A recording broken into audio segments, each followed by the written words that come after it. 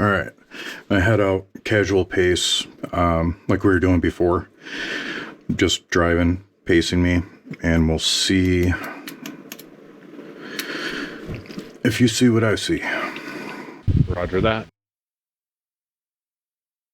Well, good afternoon, ladies and gentlemen. After the original video on field of view, which is now replaced with this one, I got a lot of questions about setting up flat triples. And by luck, I got to work with other real-life drivers with experience on tracks and iRacing to see what I can do. And working with them on the project was proof of concept. Now it's time to share, and I am a bit nervous, but I think we'll be alright. Our perception and the hardware we use are unique. It's not about right or wrong, it's about what works for you. And by understanding the relationship between haptics, our senses, and what we see on our monitors, we can make adjustments in iRacing to line up our perception. And I believe everyone can benefit from the information that I've yet to see covered in our hobby. If you ever shot pool, you may have heard the term dead stroke, and track guys will get it. When we are in tune with whatever we are doing, it becomes second nature. Our instinct takes over, and we just do it. On track, we just do it. And I'm well aware, a lot of this may sound weird, but not to the guys that I work with. We're not gamers, we're not beautiful or unique snowflakes. We're drivers and professionals in racing with no ego, trying to make things more natural and fun. Now, I share it with you, but the work isn't done. I can dial in the other guys very well, but to go public with all the different hardware out there causes a problem. If you were kind enough to follow along, I'll guide you through it, just like I did with them, and get your feedback. I believe we learn by doing, and I prefer to give you the information by sharing knowledge. That way we can develop a deeper understanding of the changes we make in the hobby we love. So if you're ready to try my Kool-Aid, grab a snack, jump in your rig, put on your phones, and let's cut the foreplay and get to it. Welcome to the Sense of Speed Point of View training course. Our hobby is unique. We try to recreate every force or energy, man-made or natural, in a fake race car. Although they can be a good training tool for learning tracks, technique, and racecraft, our actions in real life contain a completely different set of movements, reflexes, and muscle memory. In the OEM manufacturer world, field of view is the obstruction of view within the natural range of our vision. In our hobby, field of view is a relative scale based on monitor size and eye distance. The geometry of the track is mathematically correct, although scaled down to match our configuration. For us to have the most natural experience requires something like the simulators professional race teams use. Only this can recreate something that resembles one-to-one scale. Instead, they have a very large curved screen away from the actual chassis of the car, and the driver's eyes are much farther away. The example matches our natural field of view, with the obstruction or field of view set by the actual car. The relative scale used at hobby level, although convincing, creates a lot of the compression we experience on track and compresses the force feedback signal. In fact, everything displayed on our monitors goes against our natural vision and spatial reasoning, causing all of our actions on track to adapt to the presented latency and compression. Now that we know we are dealing with a smaller track, we have other factors that affect our perception, but we need to understand a little bit about vision. Our vision, or sense of light, is a funny thing and easily fooled. But what is it we actually see if we take away light? Well, nothing. Now, if we add light, what do we see? Do we see objects? Well, no. Our eyes only sense the reflection of light as it bounces from a surface.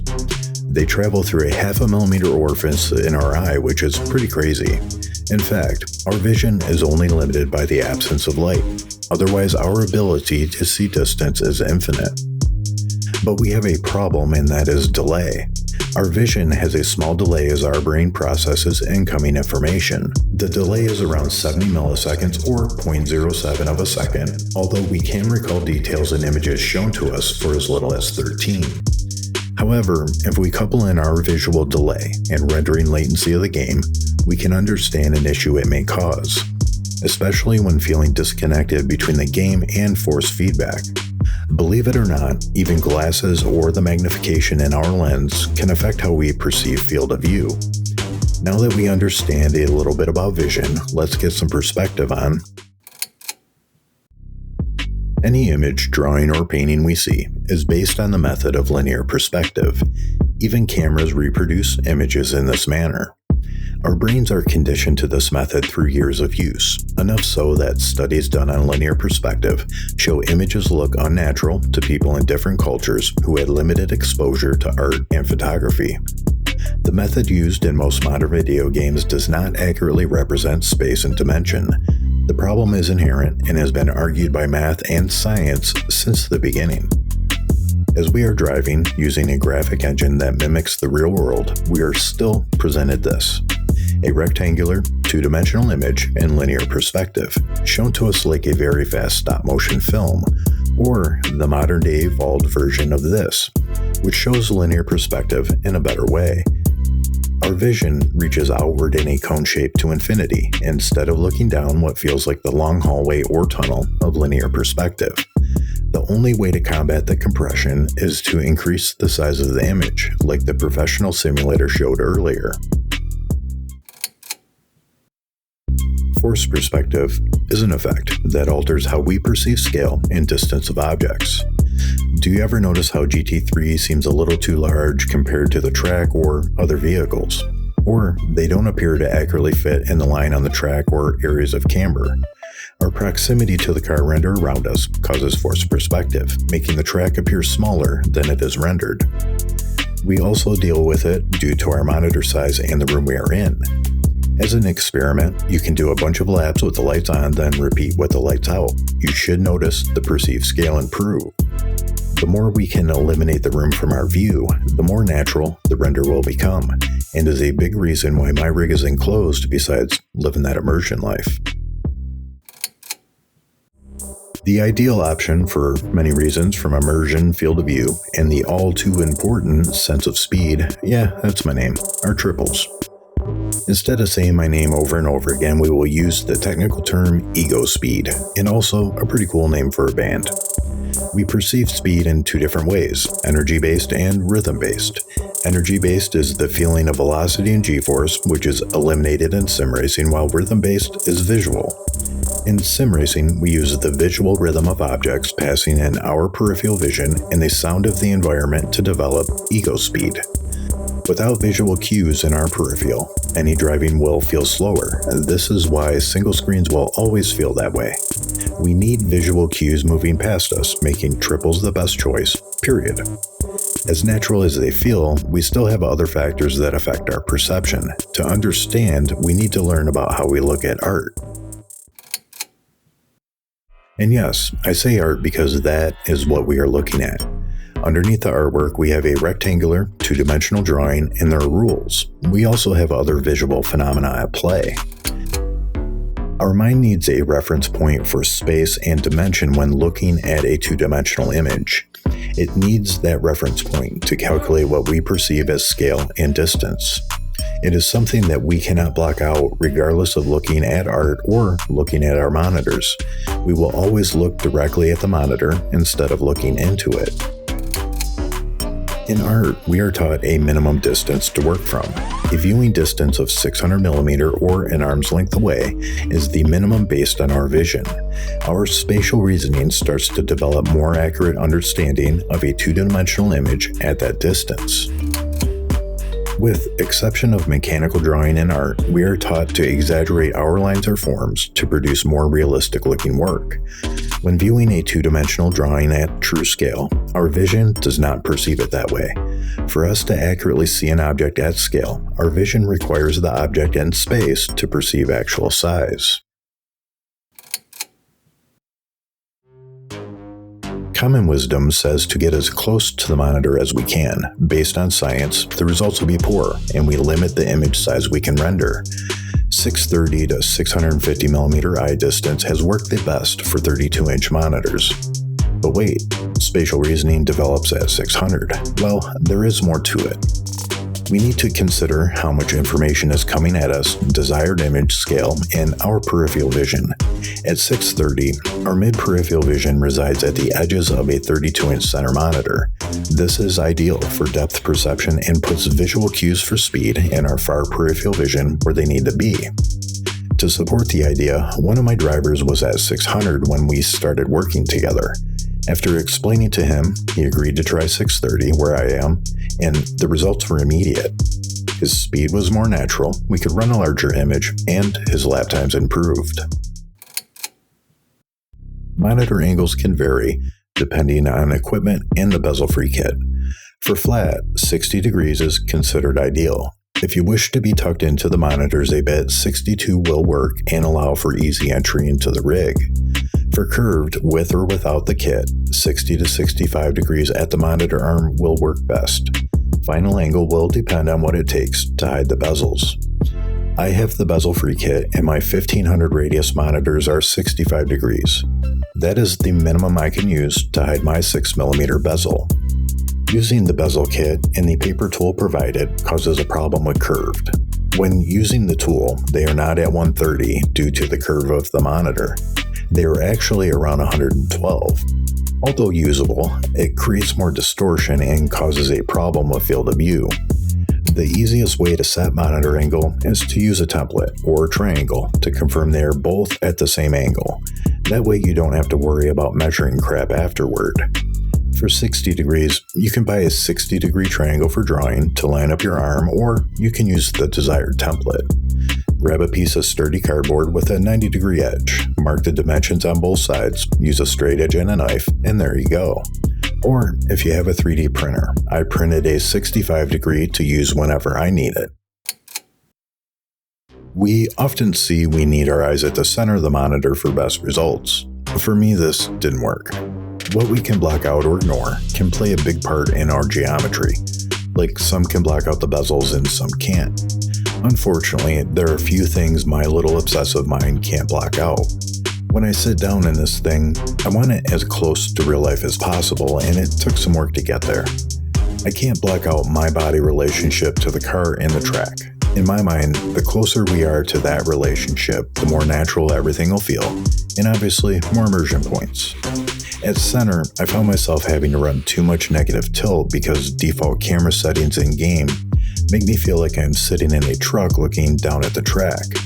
Too much negative tilt is a bad thing. Not only does it flatten out elevation change, it also limits our field of view because we are pitching the camera down, then raising the car up to feel more realistic. In iRacing, we are able to adjust the horizon line, which helps greatly. By raising the monitors to find a happy medium for the cars I drive, I have that relationship. My seating position is very realistic in every way. My eyes are about 2 inches below center, the monitors are flipped upside down, I can get the wheel to where I need it, and the shaft of the semi-cube is extended and behind the monitor. Depending on the car, I only need to adjust pitch around 1 degree per vehicle, dial in the horizon line to where I like it, and I am in the car, on the track. Now all these dots connect, and now this is like, it feels right. Now that we have a basic understanding of our relationship with 2D images, we can see why many have a problem with field of view.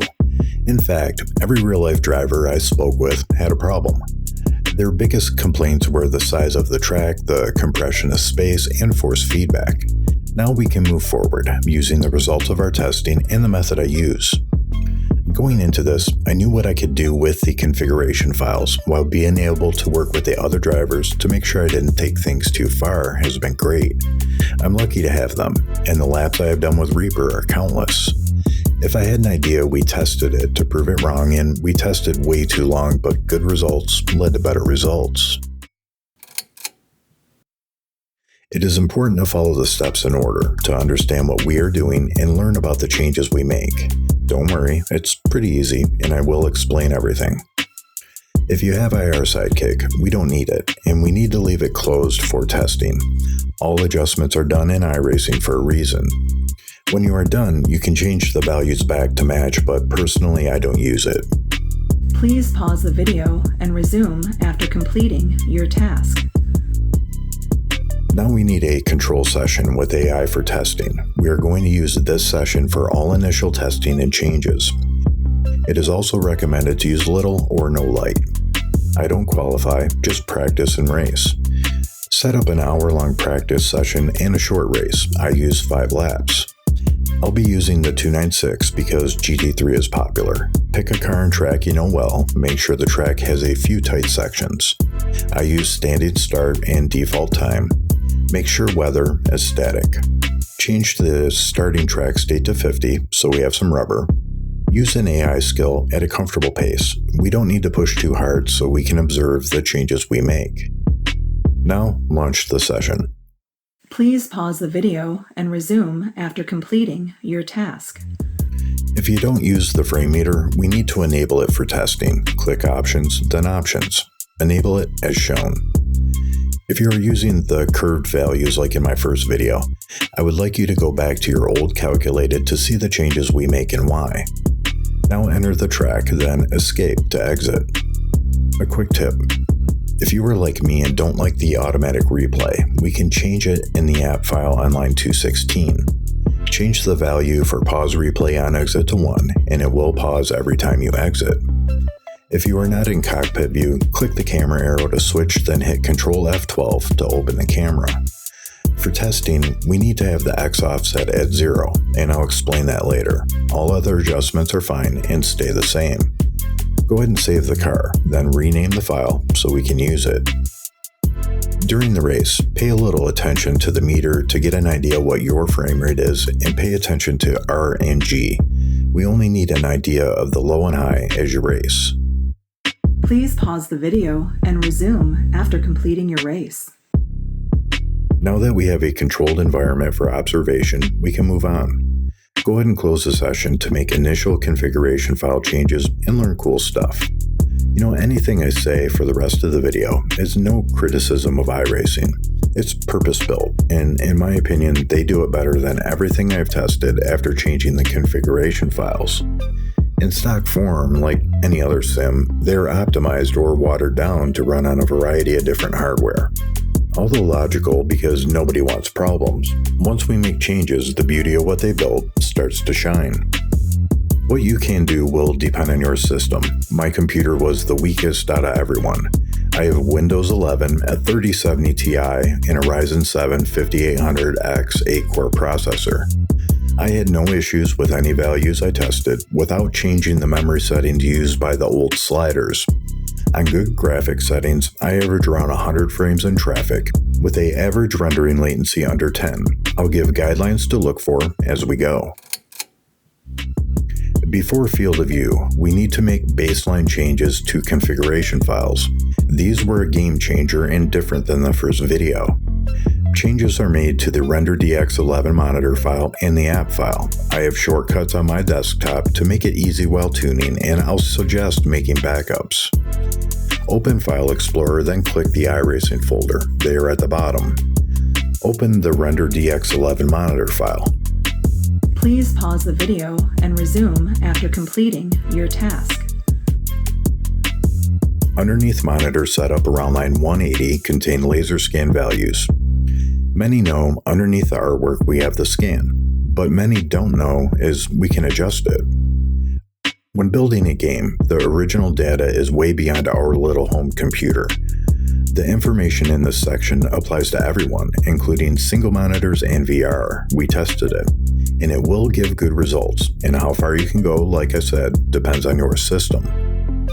Before we run the graphics configuration tool, the default is 90mm point size, 2 min, 8 max, 256 density. On files I have seen after running the tool, it changes point size to 80, 1 min, 1 for max, 192 for density. Everything is tied to the size and density of the dots. By adjusting values, we can greatly alter the track and how the cars feel. Let's take a look how this information is used in games before we make the change. In the land of game rendering, we have a camera that represents our eyes. Then we have the far plane that represents how far the camera can see. In between, we have the near plane. Between the near plane and the far plane contain the world or track, and between the near plane and the camera is the projected space. When a frame is rendered, everything comes together between the near and far plane to create the 2D image we see in linear perspective. We are going to use this image quite a bit to help us. The camera uses the image on the near plane to create what is displayed on the monitor. In very basic terms, the camera is our virtual eyes, and we see the image on the near plane. It's the transformation point between the 3D space and the projected space. Between the far and the near plane contain dots to render the frame at a given point on track. Think of it like a container. If we want more detail, more information, more whatever makes us feel good, would we rather have more or less dots? By increasing them, we add more available dots to render from as we travel on track. Having more dots in the container decompresses the track by rendering more frames as we travel and adds, you guessed it, more detail. However, we can go too far. We will develop a baseline and tune that later to our needs. Start with this. Our goal is to find out how many dots we can run based on your system and is the only change that affects performance. I'll explain what to look for when we jump on track. Now, go up to line 110. It should be world near plane distance. I say that because for some reason Reaper's files were a little different than mine. Anyway, same format. Info, basics, base value. Get it? Got it? Good. When everything comes together from the far plane to the near plane to render the frame, it is possible for objects to share the same plane. This is called Z or depth fighting and has been a problem since the development of 3D gaming. When it happens, the mathematical depth value for two objects calculate the same, so they fight for visibility, causing them to bleed together or not render at all. The back end of the game runs a test, giving closer objects to the camera priority to negate the issue. In Iracing, it checks every 5 frames. We are concerned with the near plane distance. Let's look at that. The default is 10, which is 1 meter or 1000 millimeter. We know everything is rendered on the near plane, making the image we see over and over again. In our hobby where eye distance is critical, did something click? Because it should have. My eyes are 635 away, but the frame I see over and over is rendered at a distance 1000 millimeter from camera. Every frame I see is rendered 365 farther in space than my eye distance. Logically, we could think making the value match our eye distance would be the best choice. After learning about game rendering to update my analog drawing and art education, it will depend on other factors and is a very useful adjustment, especially if you wear glasses. Throughout all the work, I still had small issues with turn-in and things lining up. I almost wrote it off to latency, but this little guy makes a difference. We will start with 30 as a baseline and adjust it later. Please pause the video and resume after completing your task. Now we can close that and open the app file for some optional changes, then we'll head back on track. Line 133 in my file contain force feedback values. This is where we will make changes. Do you ever notice the shifter delay? We can fix that on line 141. By default, a delay is set at 80 milliseconds to prevent double shifts. I run mine at 0 with no problem, and the thump from the base shaker is more in time. The recent 360 force feedback for SimiCube is interesting. Fanatec is working on it as well, but it isn't out yet. Without too much detail, it's a repeater of the 60 Hz signal baked into the physics engine, offering more detail at the cost of a small delay. On line 145 in my app file contain the values to enable 360 via an interpolation call. It took a lot of time testing with Reaper and his DD Pro in my SimiCube to determine if it was placebo, but we noticed less of a delay and it was a little smoother by changing this to 0 to turn it off. I even went back and tested it again when I wrote the section and had Ken test it, and we all agree. If you are using the new SimiCube 360, you can't make this change. It uses the same call even though we enable it on line 160. I found it when trying to test it and had no force feedback after the update. At the time of the video, I'm not using it. I'll probably do a deep dive on it later, but I'm not a fan of adding delay, and it feels a little too soft for me, but here's another tip. If you find your initial turn-in a little spongy with or without 360, go to line 149 and change the value to 1. We can use the old sharp min force. The value will work on all wheelbases if you feel initial turn-in is a little too soft or use a lower power wheelbase. Reaper is limited to 8 Newton meters and prefers it. On a final note, any filter we use adds latency. It is best to be as close to the raw signal as we can. By doing so, we are improving the relationship between what we see on the monitor and what we feel in our hands. For that reason, I will never use IRFFB. The delay is very noticeable unless you run high force feedback, and I've always been quicker by reducing delay as much as I can.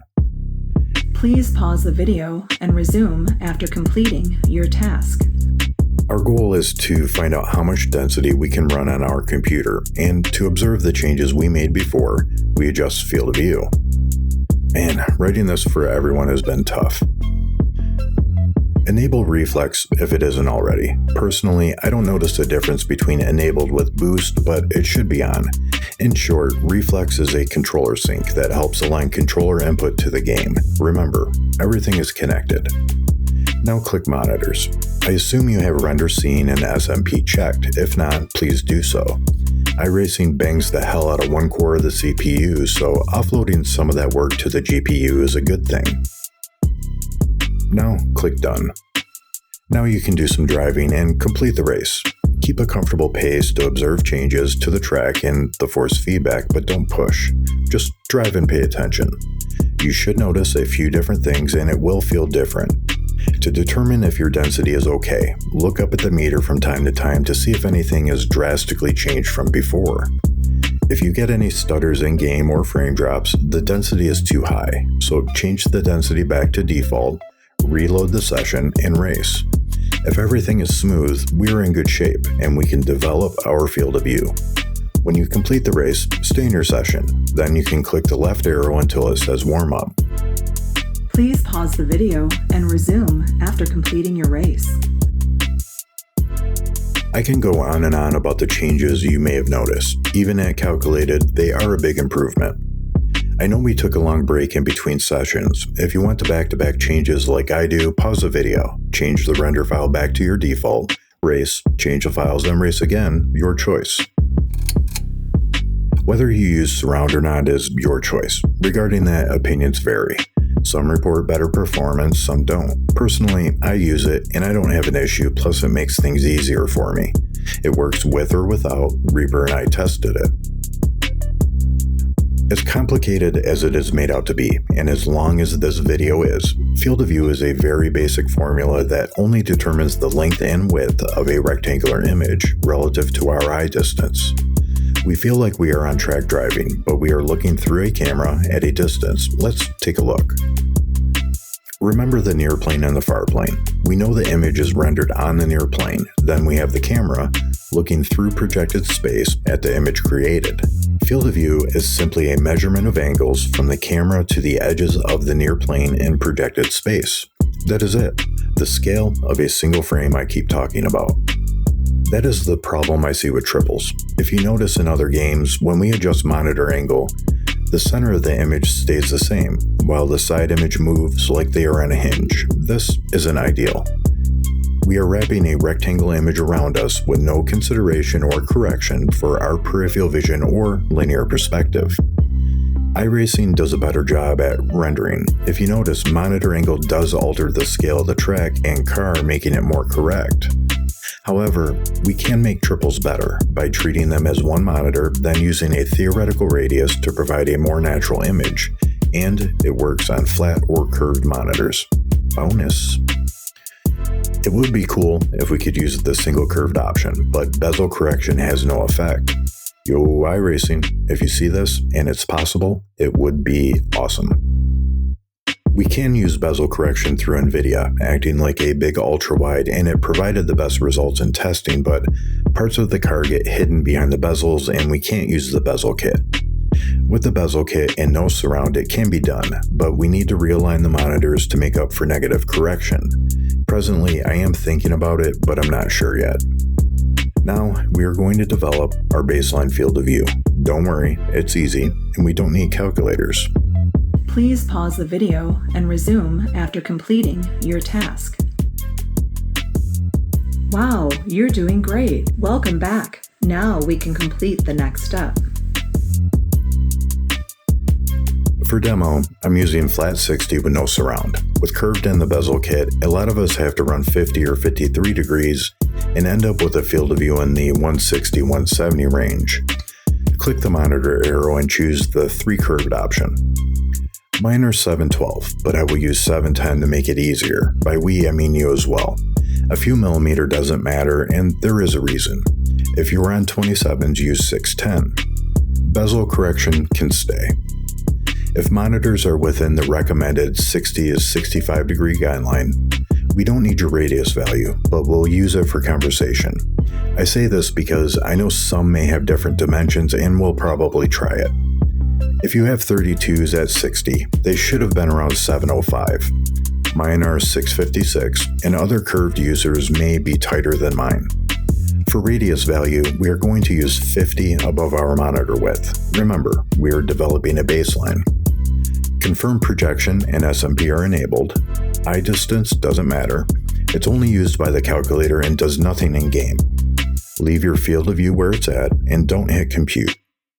If we hit compute, the calculator will be wrong. Although Iracing supports up to 270 degrees, the calculator only goes to 179 and will return the number as an error or not even change. Now click Done. You probably noticed everything got a little bigger. Now click Warm Up and grab your keyboard. Hit the right bracket and look up at the top of the monitor. You will notice eye distance and field of view. Hit the right bracket until your eye distance matches. If the number isn't exact, that's okay. This happens when using bezel correction. Just go to the closest number. I end up at 186 where I sit at 635. Iracing does it all for us by using the bracket keys. Pretty cool, huh? If you are on flat at my eye distance, you may only think you picked up a couple degrees, but you can trust us. With curved in the bezel kit, I was at 167, and I gained 19 degrees within a calculated dimension. Also, pretty neat. If the side image on curved monitors looks off, don't worry, we will fix it. If you're on flat at 60, you should be fine. Reaper had no problem.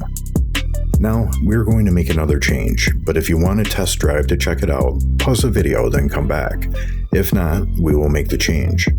I was going to show you both and run you through it, but this should be getting way too long. Please pause the video and resume after completing your task. Notice your field of view changed. Iracing will save it for us. Also, pretty neat. And this will sound odd, but go to monitor width and replace the first digit with 12. In my case, 1210. Then do the same for the radius. In my case, 1260. Now click Done and hit the spacebar. I would like to welcome you to our baseline field of view, developed by what was covered in the video using the science of our perception and testing. It was a lot of steps, but field of view is only a small part of what we can do with Iracing. When working with the guys, I started by figuring out a range they felt most natural on the tracks they drove in real life. 186 as a base considers a lot of those factors and how I approached the math and method. It is the beginning point for natural ego speed and spatial awareness. Like I said, this is a baseline, and where you come in if you would like to be part of the community and provide feedback. At these values, you can have a great experience, but frankly, we are just getting started. The video is only part 1, and where it goes from here, I don't know. If I gave all the information at once, it would be overwhelming, and you may not understand how the changes affect each other, plus your feedback will help me if I need to make changes. I would like to give you guidelines about developing your point of view, which is the introduction of my method. The guidelines need to be followed in order, and I will cover a lot of the things where I said we will talk about it later in the video. After that, I'm going to talk about and show you where we are going with this. So let's wrap it up, because I want to get you back on track to see what I see and I know many of you have been waiting for this video, and I hope it was worth it.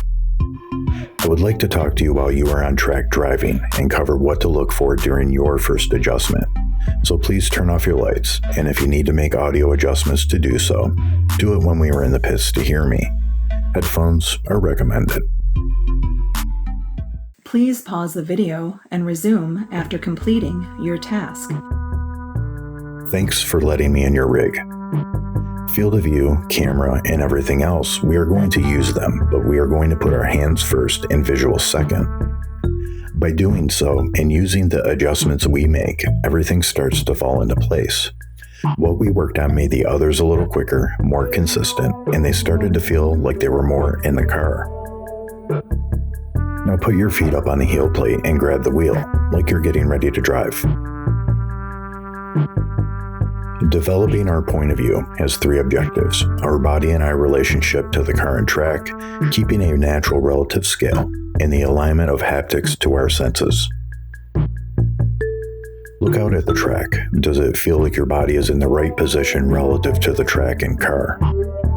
Now look out at the front spindles. How does the relationship to your body feel to them? Now look at your wheel. How is the relationship of that to the car and the track? The closer our visual and body relationship to those points lead to better translation of what we feel in our hands.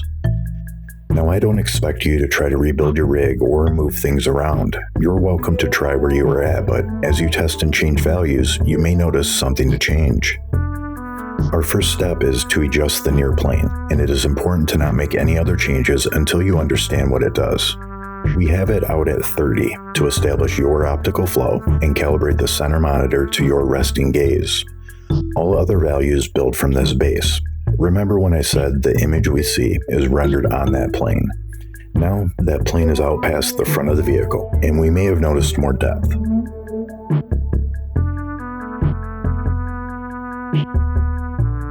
If you don't have auto start on, go ahead and start the car.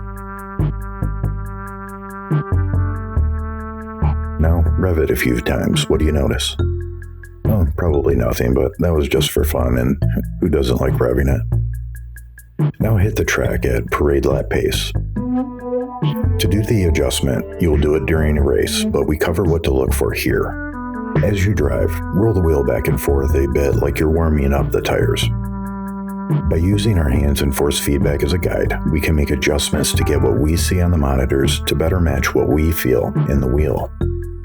The forces replicated in our base are far more accurate and advanced than the 2D image we see rendered, and our sense of touch is quicker than our vision. As you drive, observe to see if the force feedback feels in front or behind what you see on the monitors. What I mean by optical flow is a point where you start to feel connected to the information you are taking in and the distance you perceive on track. Are you hitting apexes better? How does the gap feel between you and the other car? How is your overall distance judgment? You can trust your judgment, and you can explore the near plane setting from 30 all the way down to 1 with multiple cars, but use the same track for now. When I did mine, I would do a few races, then drop down by 5 and repeat until I found my value. There is no correct value, and you can take as long as you want. I spent a couple days on mine and even use a different plane for different vehicles. Now we can exit the track. This will be the only adjustment we are going to make in the first video. After you dial this in, I'm going to give you a few experiments to do before the next one. And that brings us to a pop quiz. What thing have we yet to cover? If you guess camera, you're wrong. No, you're right. The camera is good and bad, and we will use it a different way and can be a whole video on its own. After your near plane is done, I would like you to explore different cars on the same track, and I recommend mapping buttons or a Stream Deck page with field of view, head height, and horizon line. I'll talk about that when I show you where we are going, then I will give you instructions for feedback and the experiments if you choose to take part in my crazy idea. Now I can feel it, and now it's just so much more enjoyable to just get in the rig and just drive. So good, man. It really is. I mean, I'm super grateful. I know I've told you before, but now you get to share it with everybody else, and I'm excited to see like how this is going to change everyone's experience from here on forward, and excited to see the feedback that's going to come from it, because I know how good it is, and it's going to be so awesome to see what other people think about it too. Well, good afternoon, ladies and gentlemen. Late Apex coming at you. Nah, it's just me. Wanted to break the monotony a bit. You know, if you watch Behind the Rig, you'll get it. When I heard Ken's reaction, it made me tear up. You know, once again, I felt something that made me feel like my old self. When I work on a project and things don't feel right, I have to question if it's just me or if I'm caught in another OCD loop.